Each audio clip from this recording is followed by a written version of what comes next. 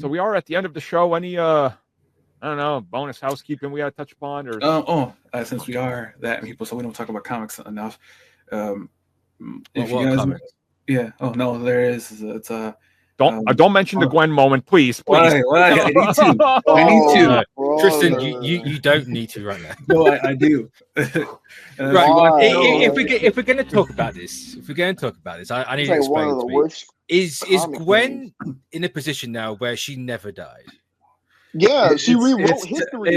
It's gonna be a thing in the sequel series because they leave it off on a cliffhanger because it's not stated anywhere that 65 Gwen and oddly enough, 616 Gwen are talking to each other in this mindscape thing, saying that you have this cosmic cube, you can do mostly anything within reason, and mostly anything. Yeah, there are some rules, mostly within reason, and so. She got rid of everything that made her for some reason in 6'5". Basically, she gave up her symbiote and all the other things that made her and transferred over to the 616, where she brought over Captain Stacy. So he didn't technically. We need to know if he's they just completely rewritten out the whole Stacy death thing. Technically, because we need because they need a hook for the sequel series that's coming out in August, and she has her original spider powers back. And if you saw solicitations, somehow her symbiote suit came back and now is pissed off at her. Marvel is creatively bankrupt. That's it. Like the ramifications of Peter's, because if they're doing this, the ramifications of Peter's story involving Gwen, kind of like you have to really rewrite history with the whole Peter thing. You can't just like brush that away. Right. I know that's down to the Jackal, and no one likes Jackal. Yeah, that's the whole crux of this is that it's going to be supposedly answered in the sequel series because there's a lot of stuff that you need to unpack with the Jackal, with what they did with Gwen Stacy, the first Gwen Stacy, the original. Because apparently, if you read Gwenpool, they brought her back and somehow reprogrammed her, and she knew everything and hated Peter because she knows he killed her, even if it was an accident.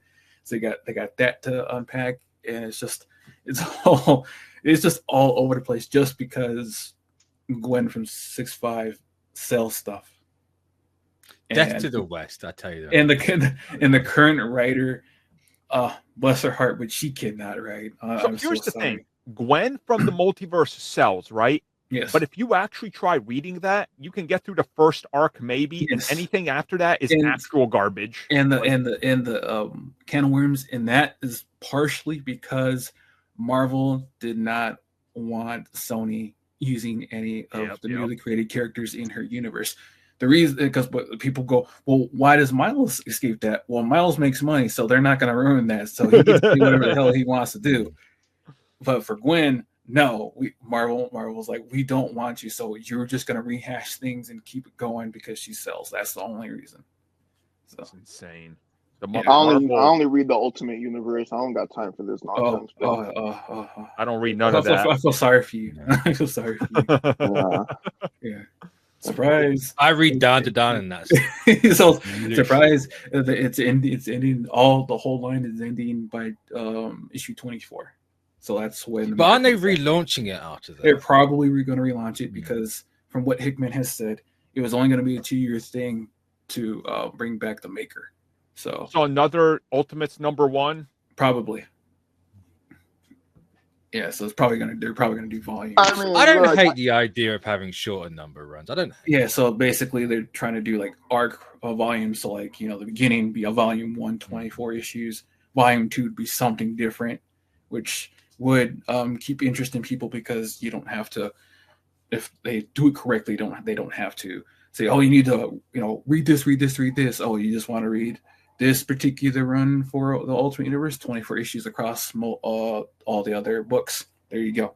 If you just want to read that, you can just read that. Yeah, because if you look at how they're doing the X-Men and how spoilers for like Ultimate Wolverine, he just got out of like not being the Winter Soldier, so like they don't even have like an established X-Men. He's a part of the opposition. I was okay, bro. The last time I cared about X-Men was when they did the whole thing with Moira and her multiverse thing and the rebirth and I quit after that. I was like, because the reason for like what Ricardo was talking about There's no established X-Men because Pichimoko's run in Ultimate X-Men, the Japan area, they're just waking up to the notion that there are mutants in the whole thing. So yeah, all of them are doing their own thing. So yep.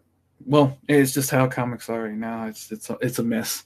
Because so what you're saying is stop Dan Slott from making Spider-Verse. Well, here's the thing. All the whole line for Marvel, which is like close to 100 ongoings or so, they are all new within a year.